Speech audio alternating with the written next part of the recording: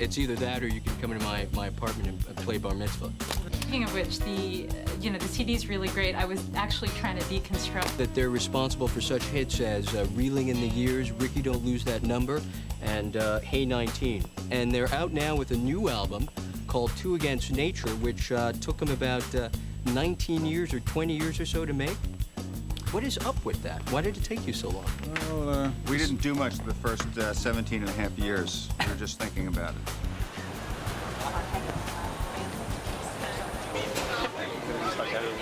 First time I heard Steely Dan, grew up in Northern California, driving along the coast with my parents.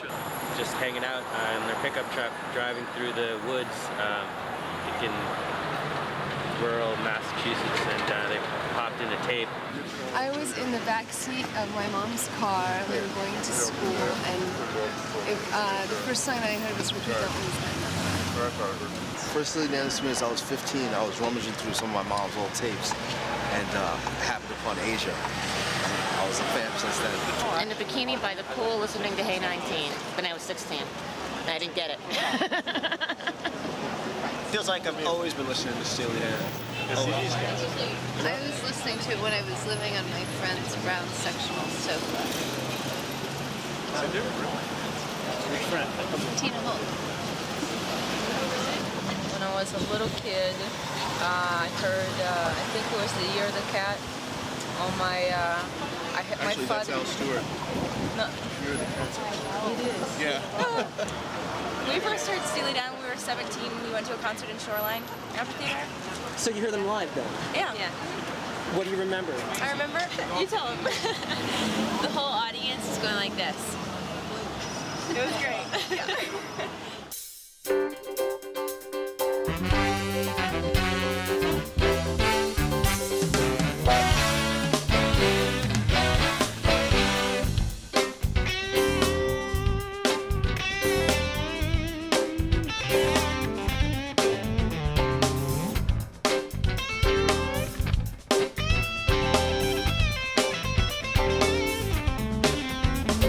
Cold, daring,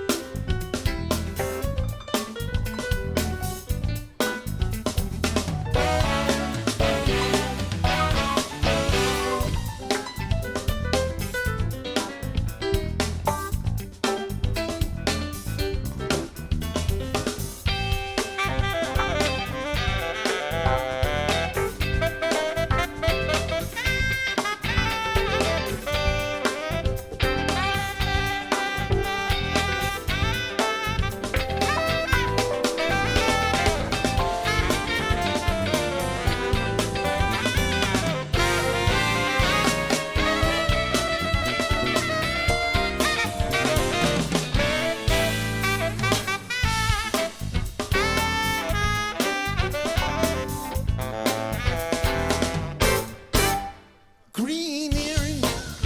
I remember rings of red design. I remember look in your eyes. I don't mind. I don't mind.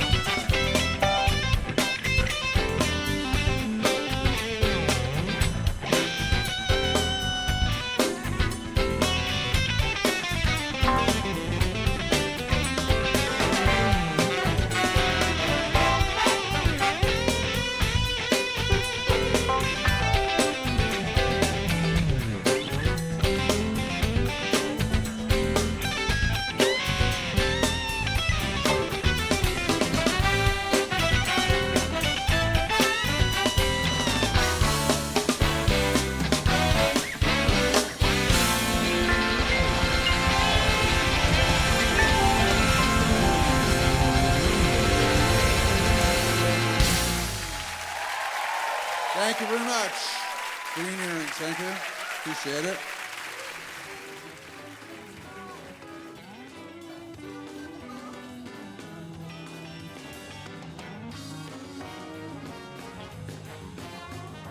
Two Against Nature, is it in any way a departure from your other works, or is there something new that fans of yours might be surprised by? The secret messages are in there, buried in the lyrics. Walter plays most of the guitar solos.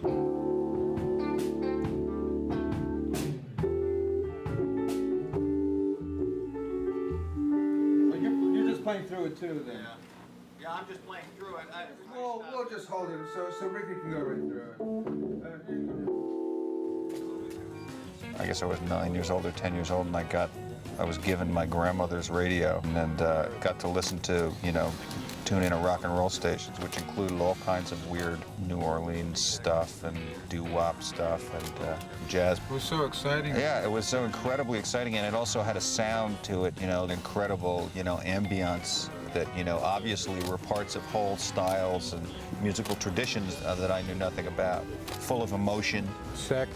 Sex and emotion and, weird teenage lore. Cousin Dupree is kind of a traditional, fun country sort of tune, and yeah, we have a little story in there, that's maybe a little, as my father would say, risque.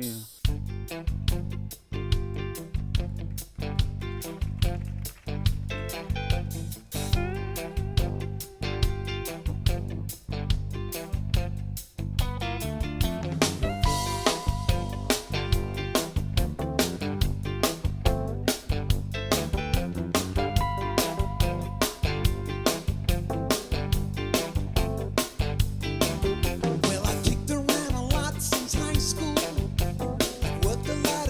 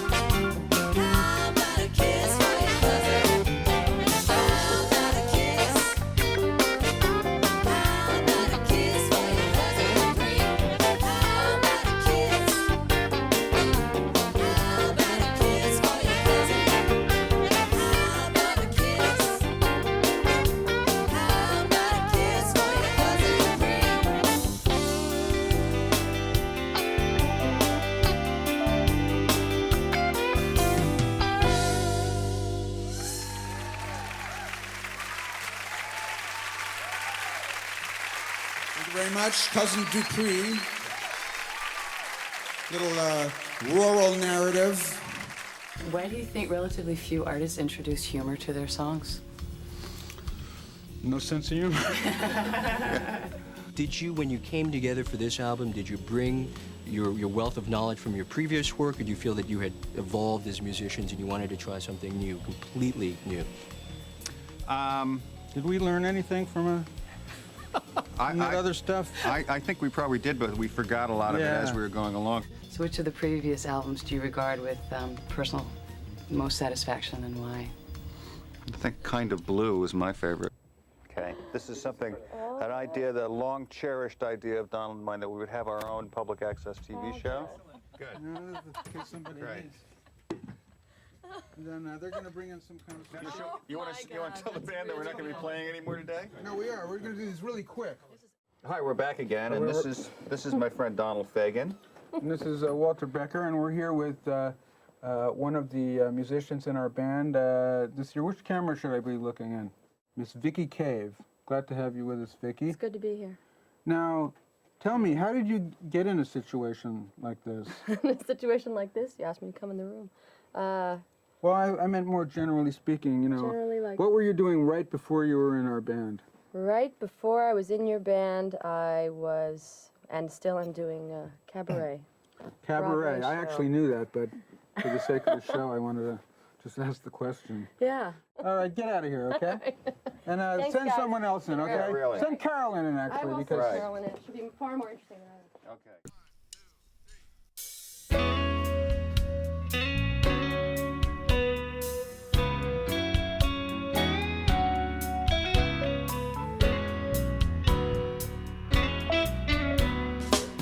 Five names that I can hardly stand to hear, including yours and mine, and wonder what Chipper isn't here.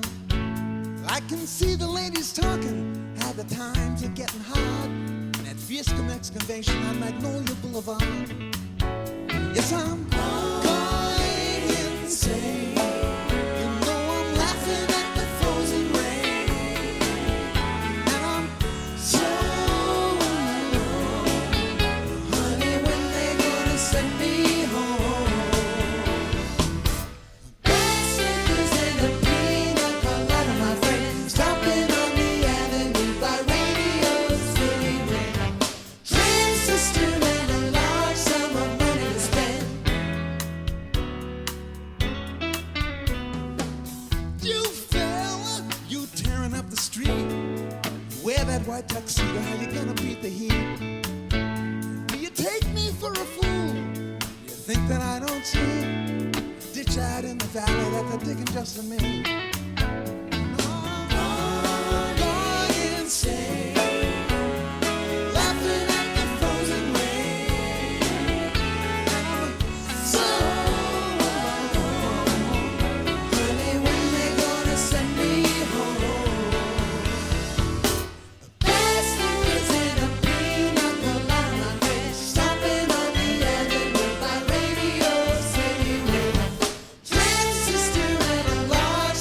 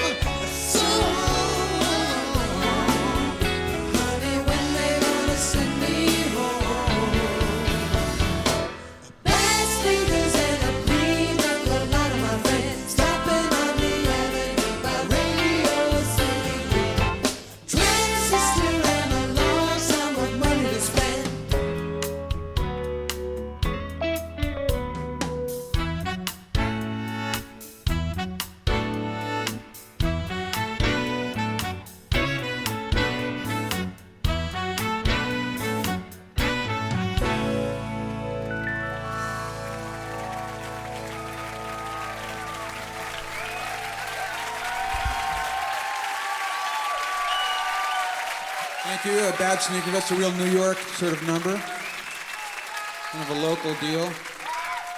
It was one of those things that I guess what we can classify as adult contemporary radio right now and smooth jazz. It's funky, it's jazzy, it's mellow, it's got a lot of heart, you know, and it's got a great sense of humor. You could say it's blue-eyed soul, you could say it's jazz, you could say it's rhythm and blues. It's just a lot of things, man, you know? It's really the Fagan riffs and old Michael McDonald voice. A lot of nice chunky horns, smooth horns. That was good stuff. I guess the voicey falsettos, man, you know? It still rocks, you know what I mean? It still rocks and funks at the same time.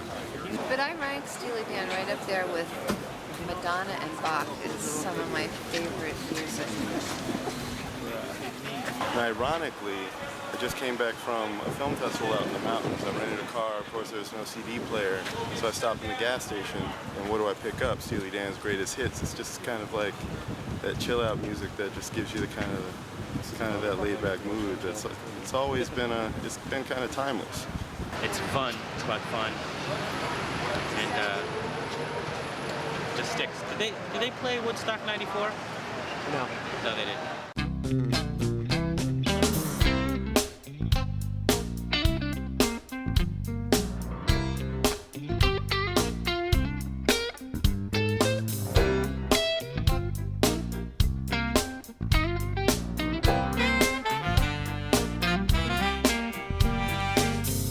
Must have been lucky Thursday. Dad went on that spree. For the crew, put out the fires, hot the bus to NYC.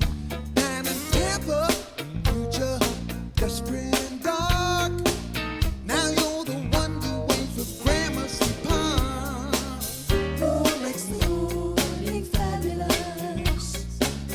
Who says today's a fun day? Why do I feel like singing again? Honey, it's you, Janie, run away. Let's grab some takeout from Dean and DeLuca. Hot gulping wine. Be the showgirl, be Sinatra. Back in '59. Sweetness in here, gotcha. Long black gloves. Come to blue eyes, tell me, who do you love? Who makes the traffic interesting? Rescues a dreary Sunday. Who makes me feel like thinking again? Honey, it's you, Janie, run away.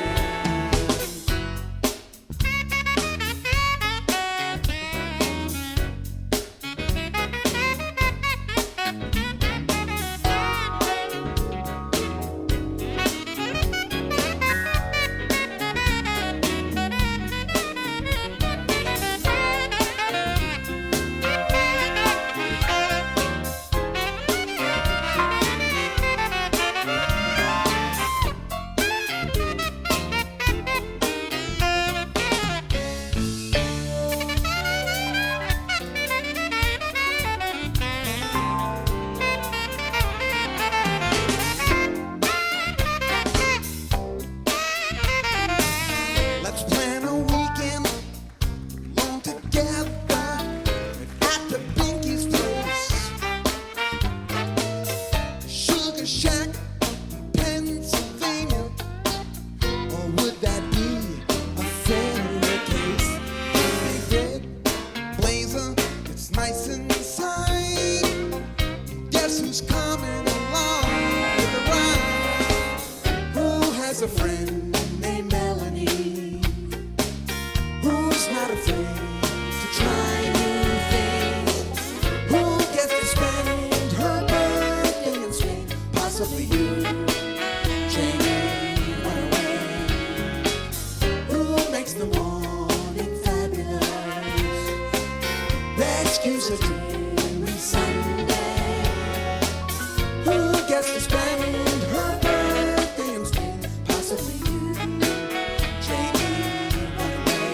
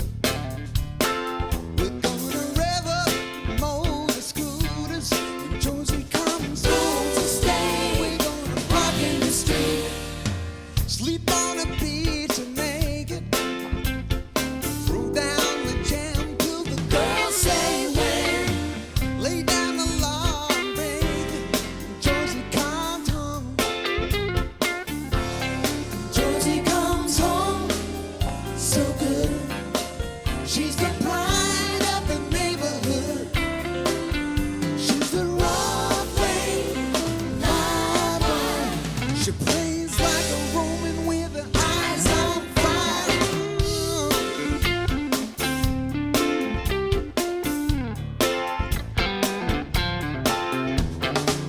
Joe, would you love to scrap?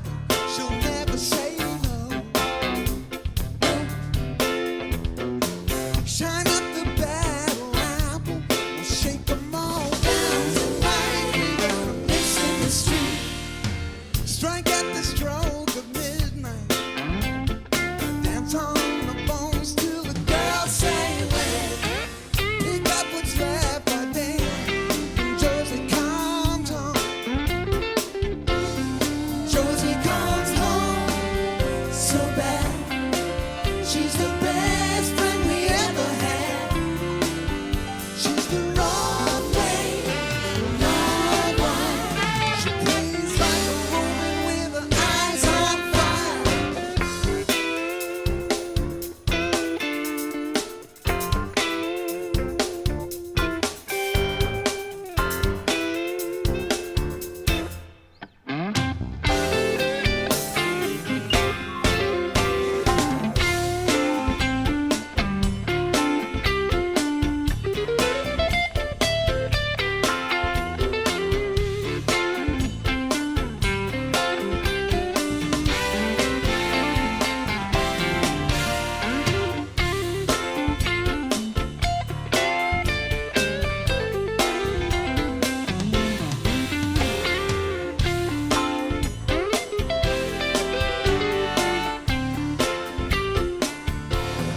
Josie comes home so good. She's the pride of the neighborhood. She's the wrong way, right one. She plays like a Roman with her eyes on fire.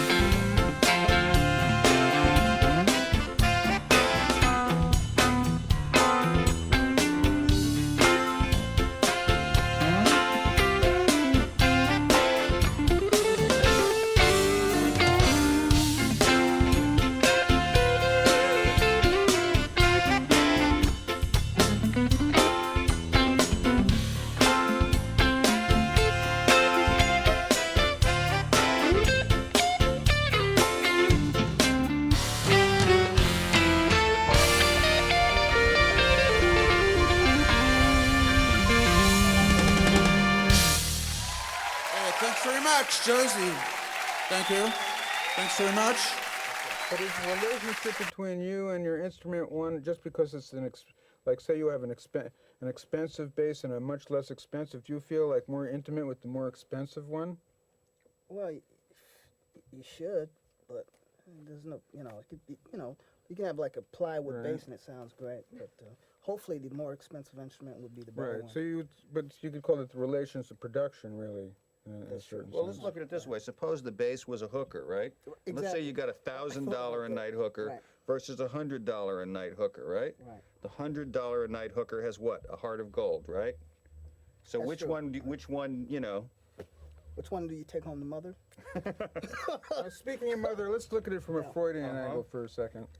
Like, it's funny that Tom made that jump right there to mother. Yeah, from the hook that's to why I mother. was aware of that too. But if you look at the instruments as like, especially like people have, guitar players have, 20, 25, 30, 75 instruments. Are these, transitional objects, that is to say fetishes, which goes back to something having to do with inadequate mothering or something like that?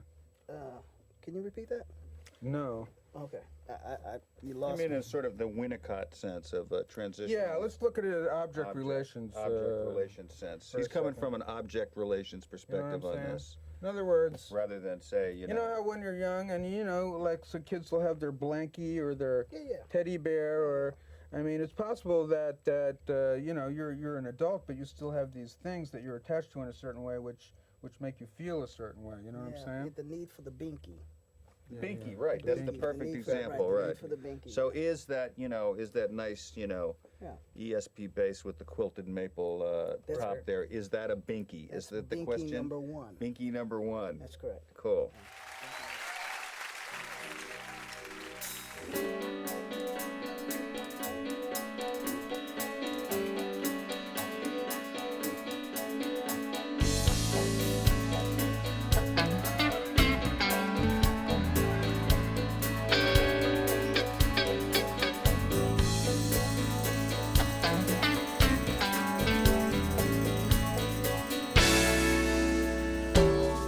Bury the bottle, mama. It's grapefruit wine. Take off your high heel sneakers. It's party time. Girls don't seem to care what time, as long as they play till dawn. Nothing but blues and Elvis and somebody else's favorite song. For some funked up music, she treats you nice. I said, feed her some hungry reggae, she'll love it twice.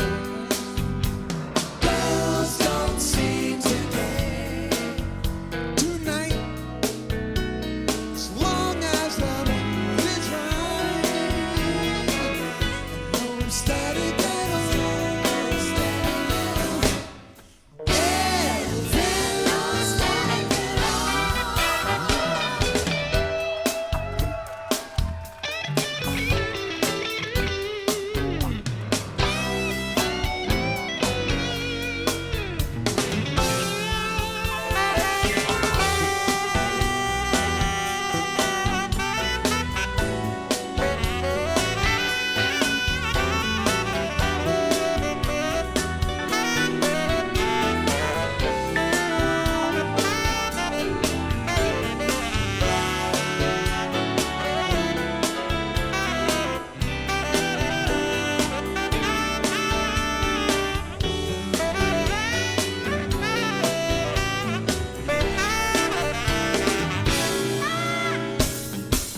For some funked up music, she treats you nice.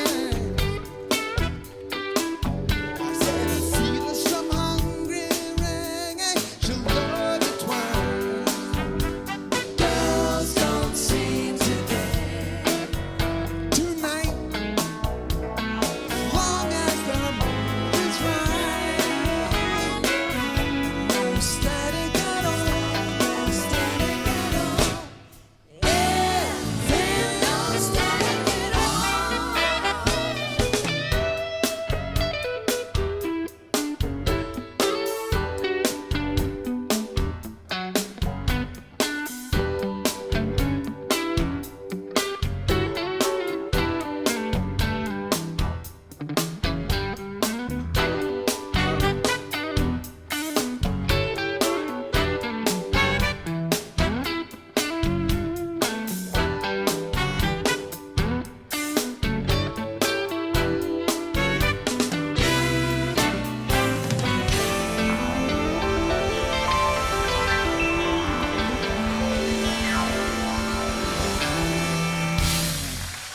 Thank you very much.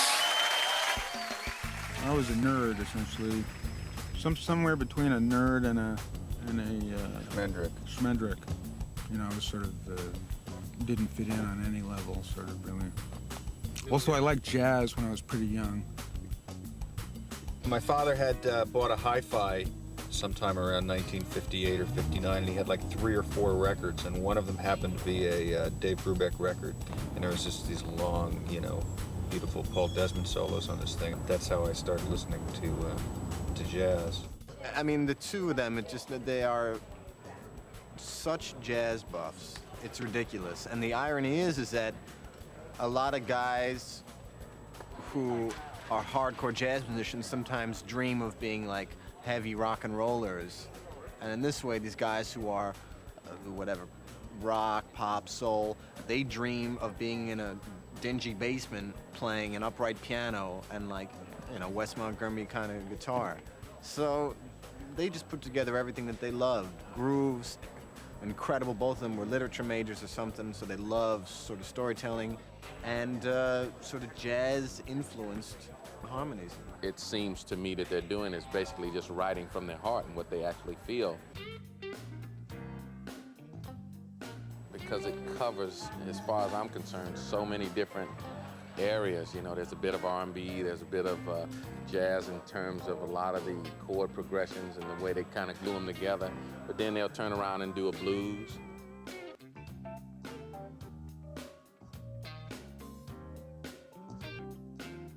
They have an amazing chemistry, so you can't always expect to take them a certain way, and because they'll never do what you expect them to do.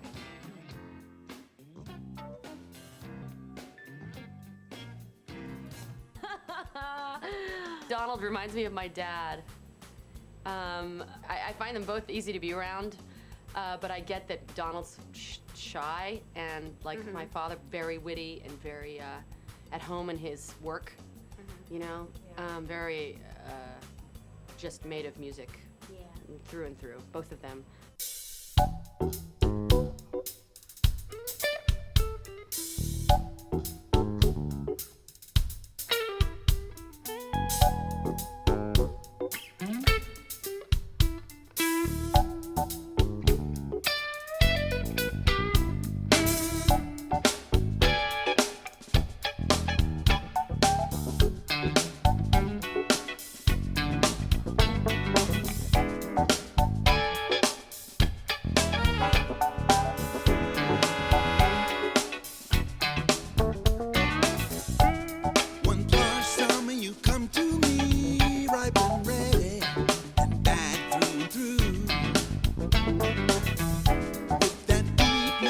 Soul synergy pumping steady between me and you.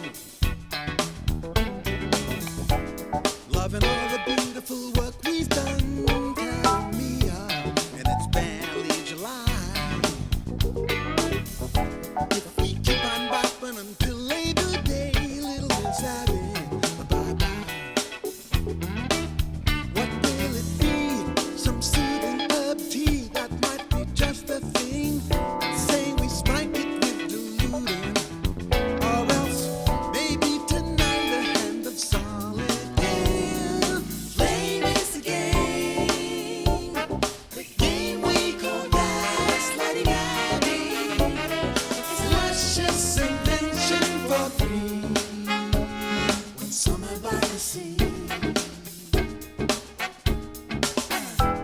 the long weekend that's coming up fast. Let's get busy. It's just too much to do.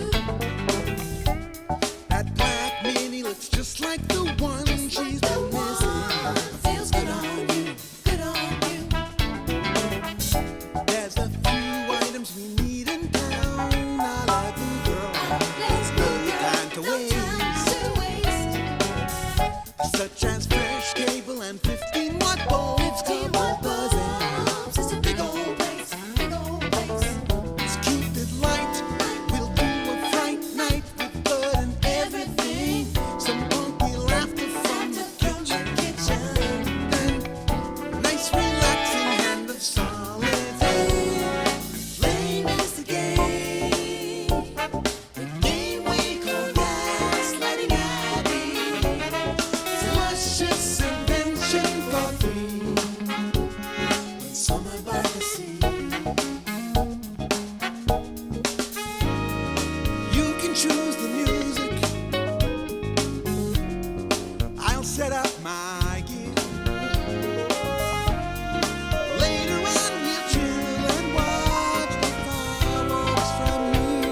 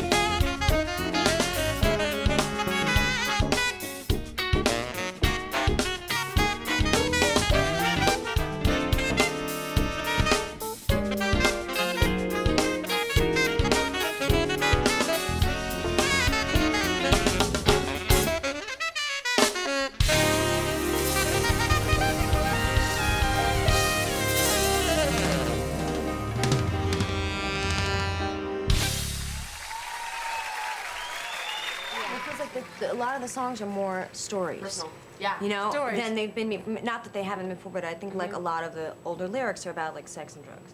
Maybe I'm wrong. Yeah, oh no, they are. But you could talk to 10 different people, and you know, there's like 10 different interpretations. Yeah, interpretations of what the song is about.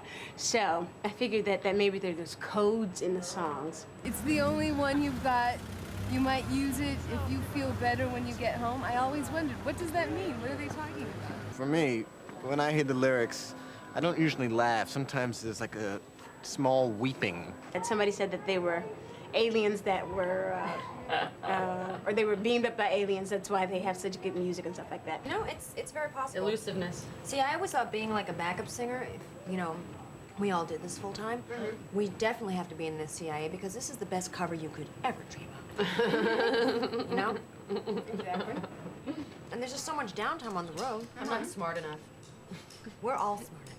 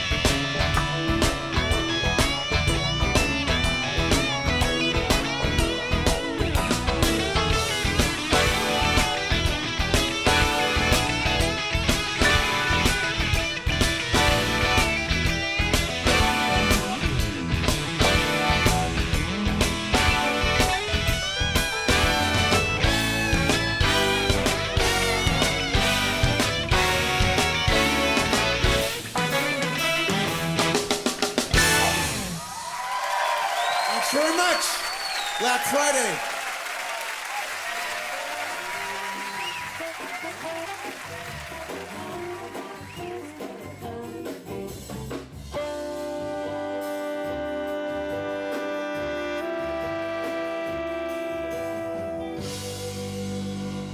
Just leave it on the ear. What did you feel? What did you feel about it? Yeah, that tempo is good. I like that you did do that. No, it's just going. You mean the E? And none of that moving. You mean the E? Yeah, just Don't move. You telling me not to move? I I can use tone when I move too. I just mean like. Oh, you want that whole? Okay. Okay, fine. Okay, fine, fine, man, fine. It's fine, okay? It's fine.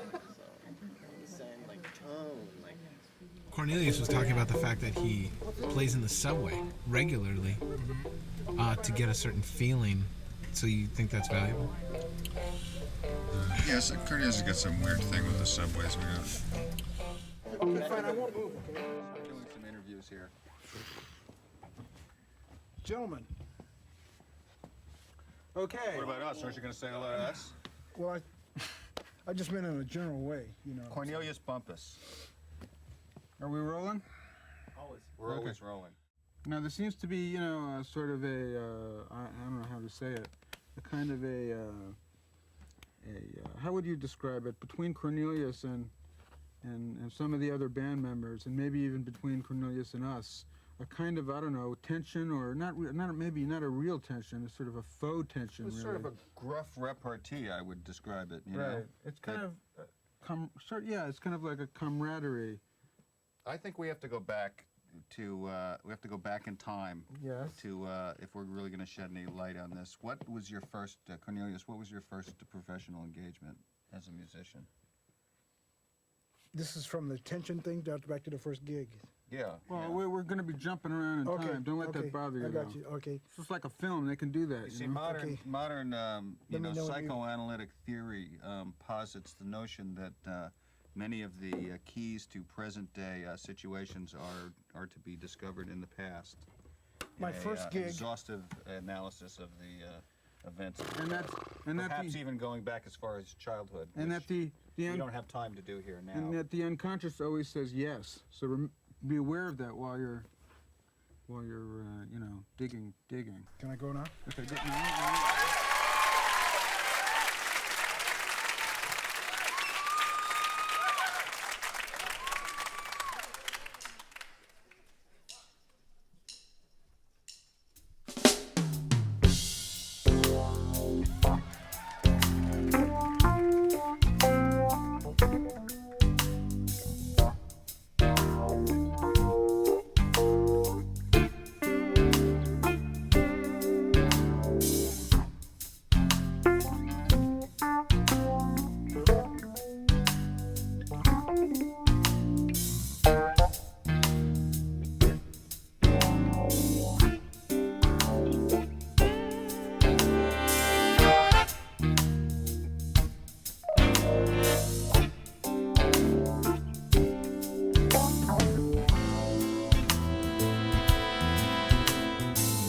Drive west on Sunset to the sea. Turn that jungle music down just until we're out of town. This is no one night stand, it's a real occasion. Close your eyes and you'll be there. It's everything they say. The end of a perfect day. There's the lights from across the bay. Babylon sisters, shake it. Babylon sisters, shake it. So fine, so young. Tell me I'm the only one.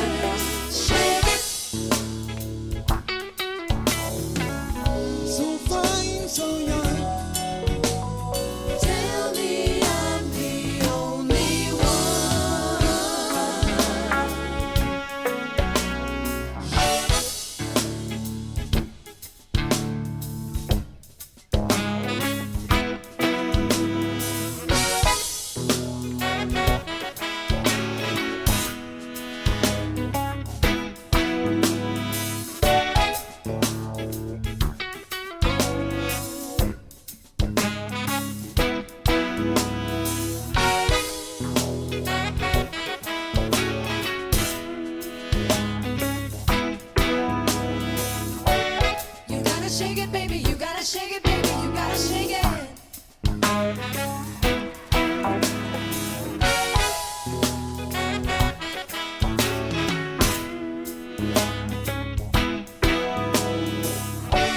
You gotta shake it, baby. You gotta shake it, baby. You gotta shake it.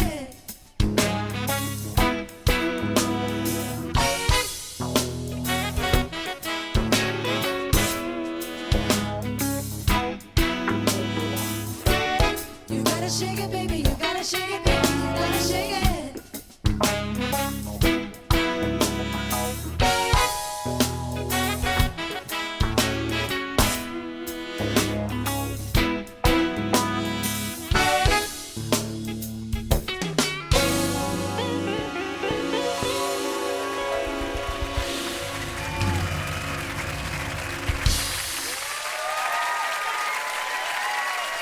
Very much. I'm going to take a minute here to introduce thank you, the entire band. To my immediate right, a new member of our band this year, a wonderful guitar player, as you've already discovered, from New York City. Please welcome John Harrington.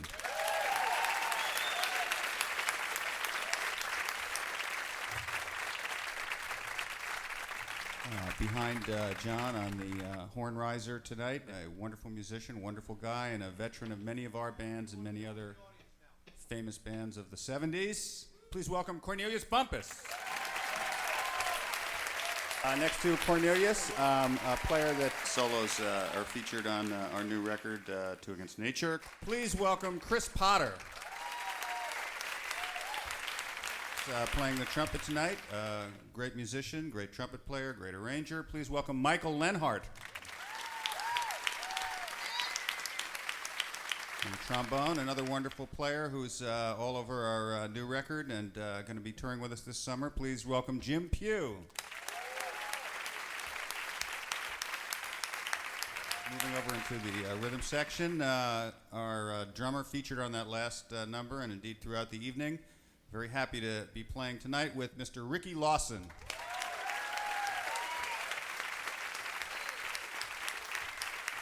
Another veteran of all of our touring bands of the 90s and on into the new millennium on the bass guitar. Please welcome Tom Barney.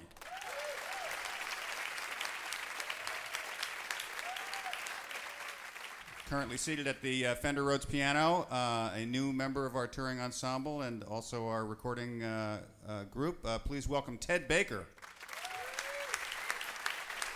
Moving over into the female vocalist section, please welcome Ms. Victoria Cave. Next to Victoria, a fine vocalist who's been on recordings with us and also toured with us in 1996. Please welcome Carolyn Lenhart. And also featured on our new recording and touring with us for the first time, Miss Cynthia Calhoun.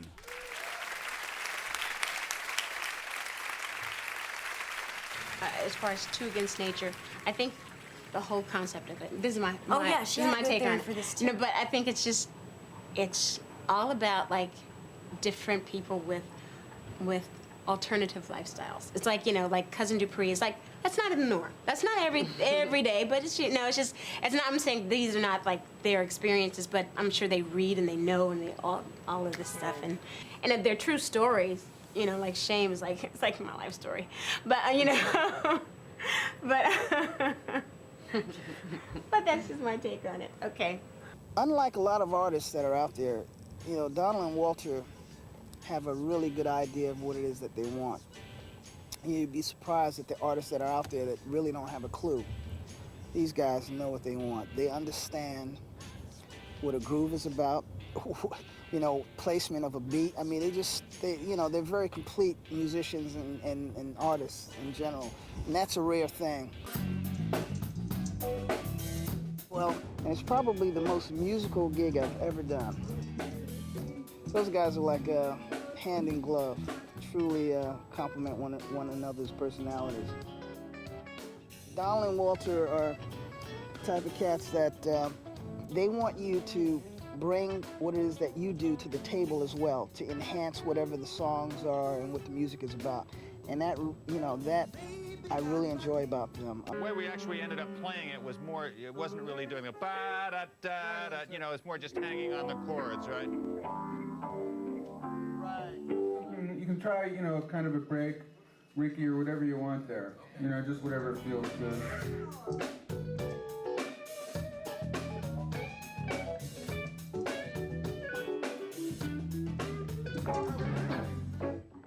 So that sort of took the place of the actual intro. And as soon as everyone gets it, come in, and that you're in the intro already, you know. I mean, one of the real special things about it is there's such density in the writing, and you know, extremely intricate harmonies and stuff, and it's like really, really interesting from a horn player's viewpoint. I'm just kidding. I'm just kidding. I'm just kidding. You the man. You the man. And then this is halfway through the bridge. This is where I am now. The process of working in the studio with them is it's very experimental in a way. It's very free. Is it going to a D or G? I think G. I have a G on 4. The process was really relaxed, and I was free to fool around with things if I wanted to, and it was fun. It was pure fun. And then an A major 9. See what I'm saying? Not sustaining those. Okay. I was using the pattern, you know. And then you got a C sharp 9 and then flat 9. Got it. Okay.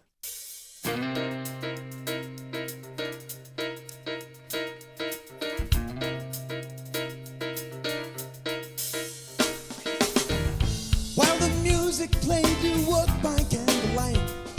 Those San Francisco nights, you were the best in town. Just by chance you crossed the diamond with the pearl. You turned it on the world. It's when you turn the world around. Did you feel like Jesus? Did you realize you were a champion in their eyes?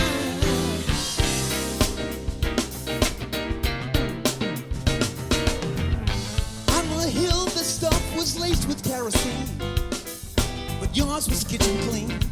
Everyone stopped to stare at your Technicolor motorhome.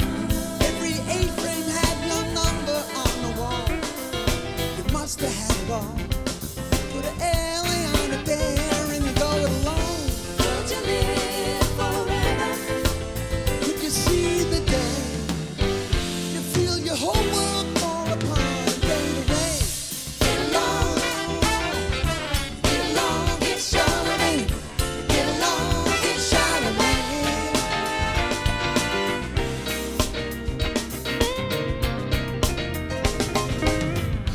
Now your patrons have all left you in the red.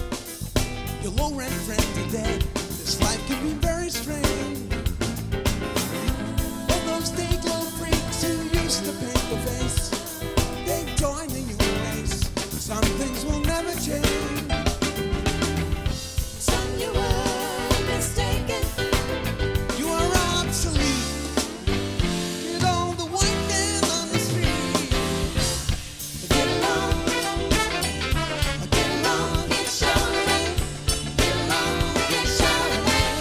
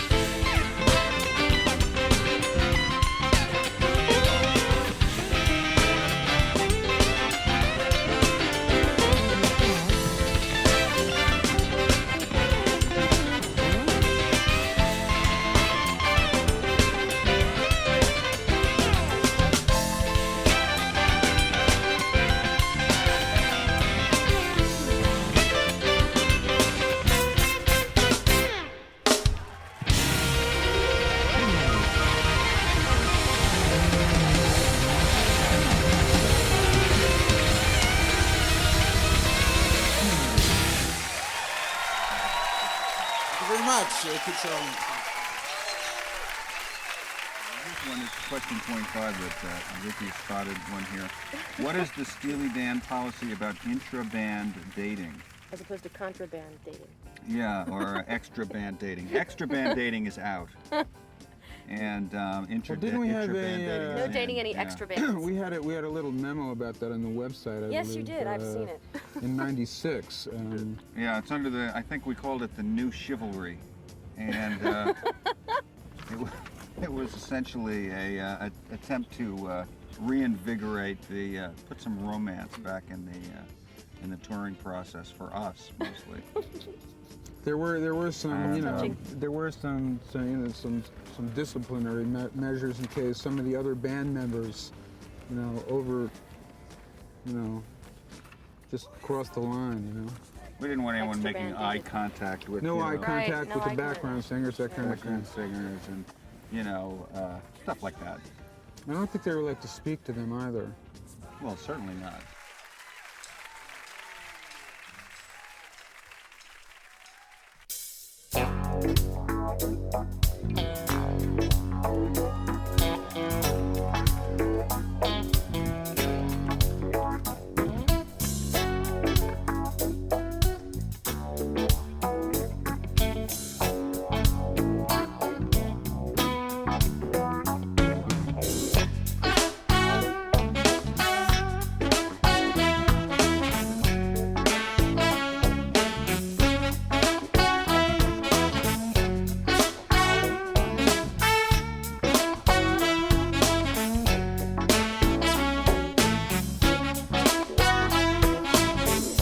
Teddy's rolling almost every night, skating backwards at the speed of light.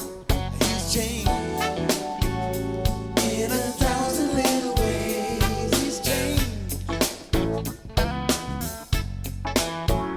You know he's moving on meadows, hanging tight with the jack of his feet.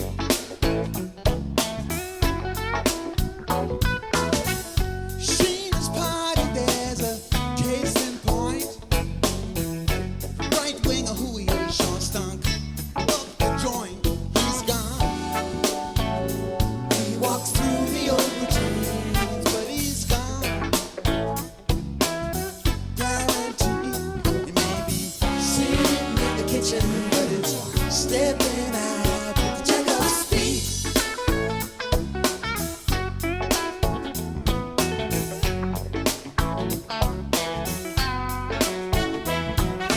Maybe got lucky a few good years. There's no way back from there to here. He's a one-way rider, Sleep Express. His best friend is at the throttle more.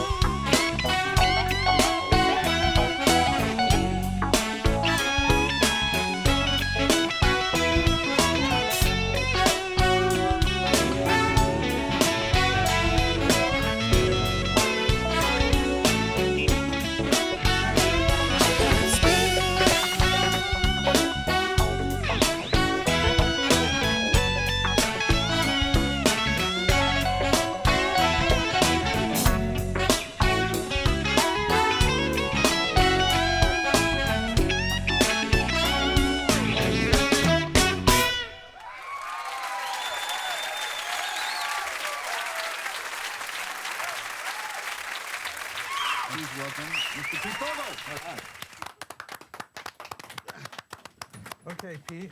Tell us a little about yourself, Pete.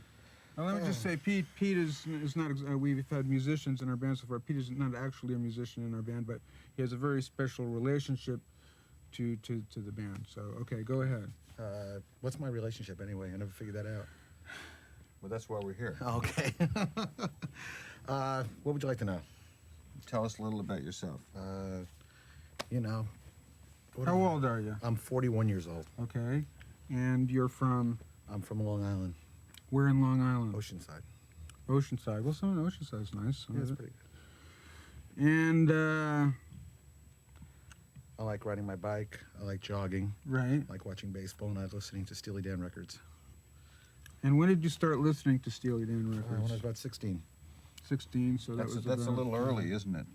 That early. We don't recommend that anymore, you know? No, it affects affects you, I know, a lot. It's like what they used to say about Mad Magazine in the 50s. Yeah, the new guidelines really call for sort of a completion or near completion of the maturation process. Mm-hmm. And to have at least a high school diploma as well comes in handy too. But I barely got that. So, Pete was at one time, and you may still be the co-publisher and author of a fanzine. May I call it that? Yes, that's the right name for it. Called Metal Leg, which is tell us about Metal Leg. Well, it's a little magazine about 30 to 40 pages, and it basically follows you guys around.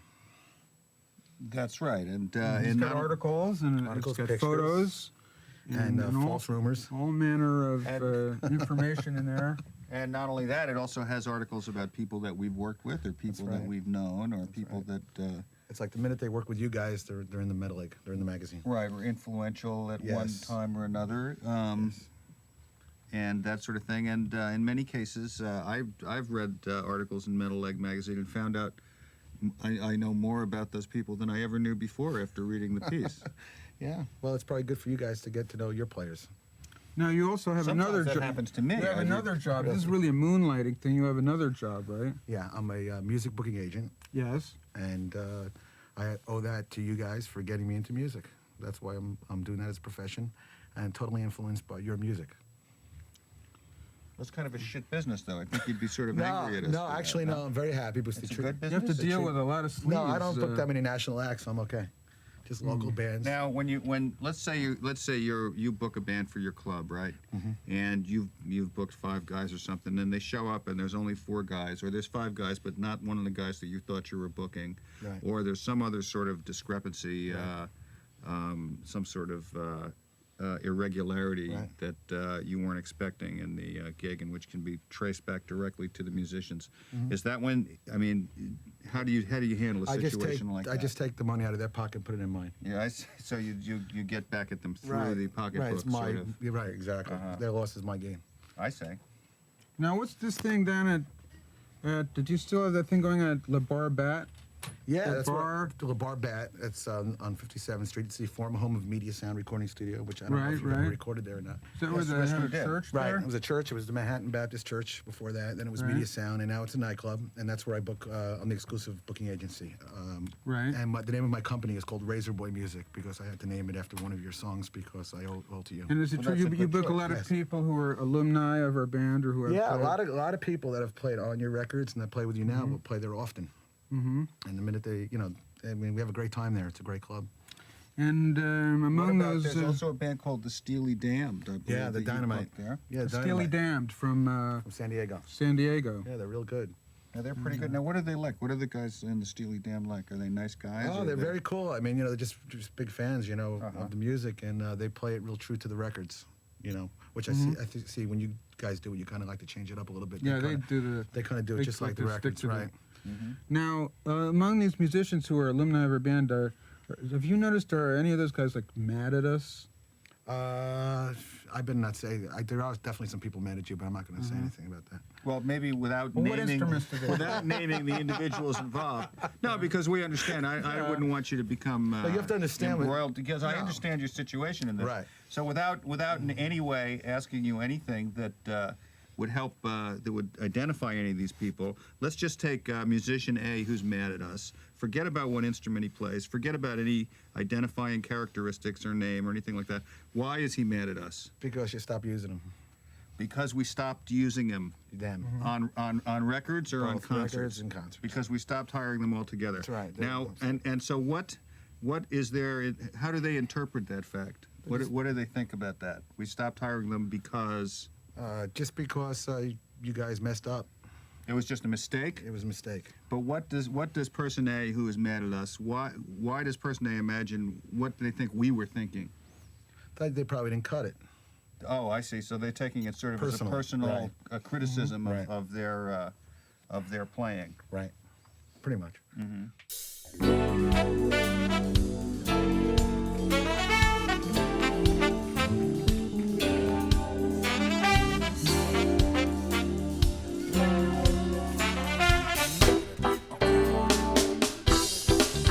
Seen your picture, name and light above it. This is your big debut. It's like a dream come true. So won't you smile again? They're gonna love it. I like your pin shot. Keep it with your letter. Done up in blueprint blue. Sure looks good on you. And when you smile again, well, love you better.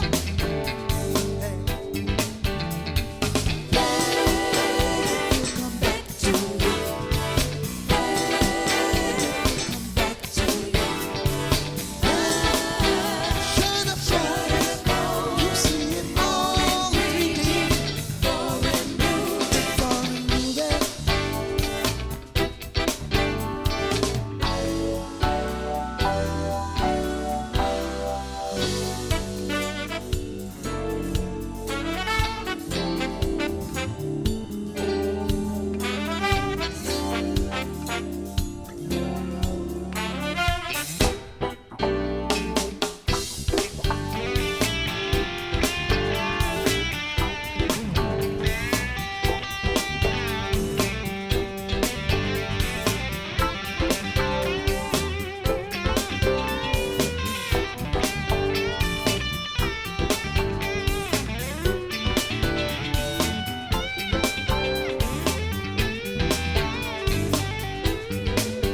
I like your pin shot. Keep it with your letter. Done up in blueprint blue. Sure looks good on you. And when you smile again, I love you better. Hey. Come back to you.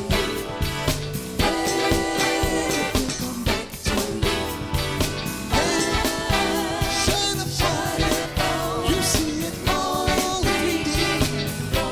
Your favorite fun, baby, will come back to you. Come back to you. Shine up bright, you see it all in 3D. Your favorite fun,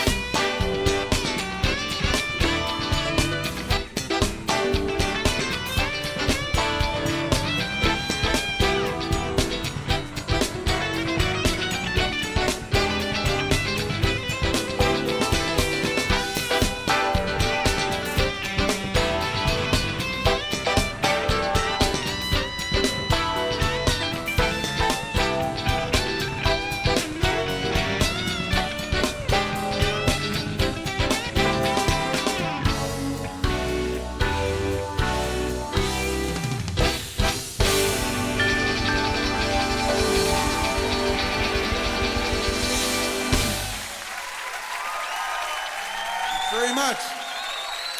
John Harrington on guitar.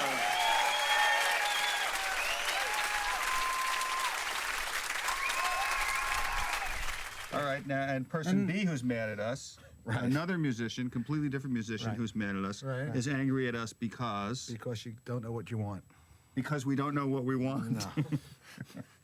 That's a very fair criticism, I'd have to say, wouldn't you, Donald? Well, at this point, let me ask: say there were 10 musicians that you book, that were alumni. Out of the 10, how many of the 10 would be mad at us? Probably about 3 or 4 of them. 3 or 4. Yeah. Under 50%. Yeah, I mean, you're doing okay in that. So it's about 35%.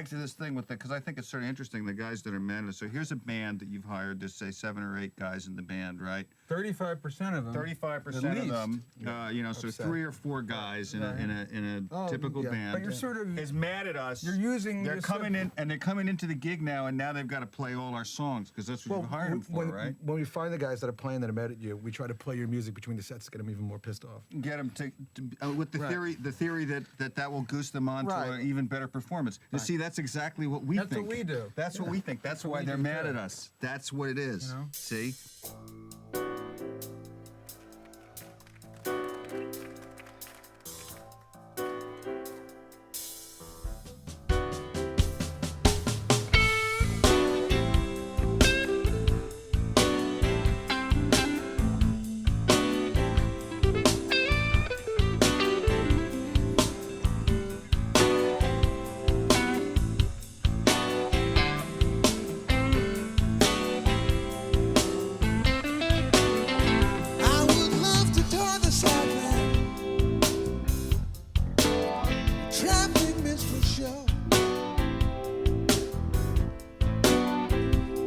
I'd love to tour the Southland,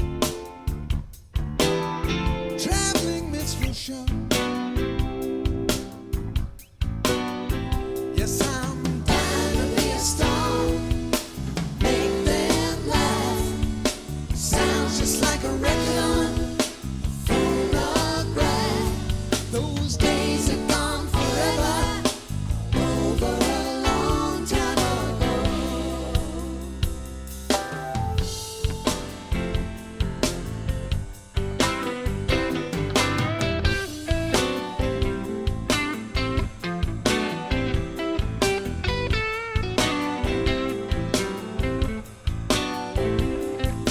Never met Napoleon, plan to find the time.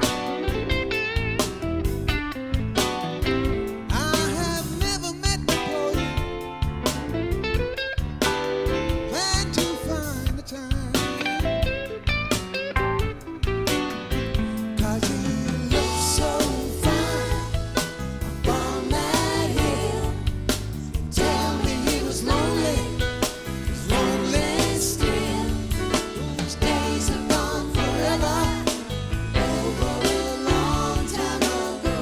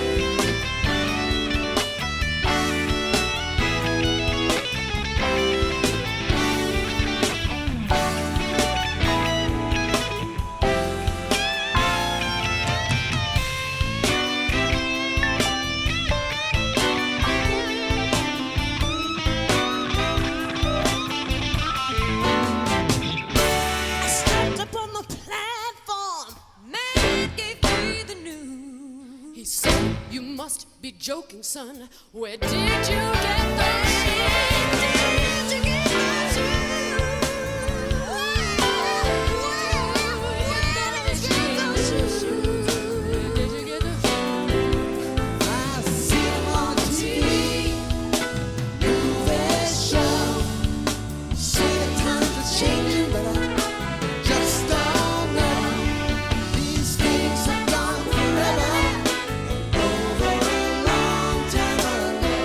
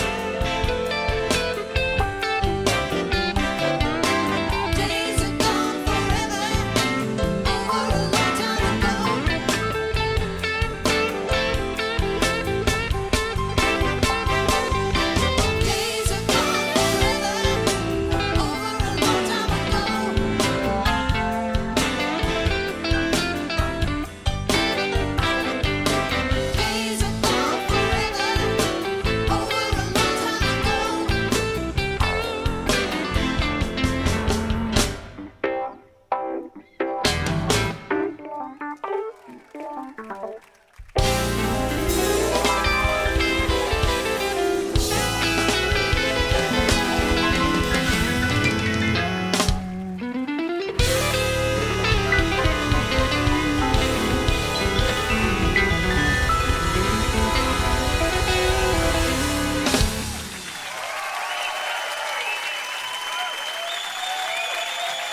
very much, Pretzel Logic.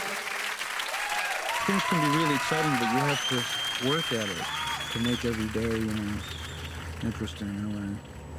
It's not interesting all by itself all the time. Not for me, anyway. And that's where irony comes in to a certain extent. And it's not that I think anyone really sets out to be ironic. It's a defense, against the sort of nature red in tooth and claw,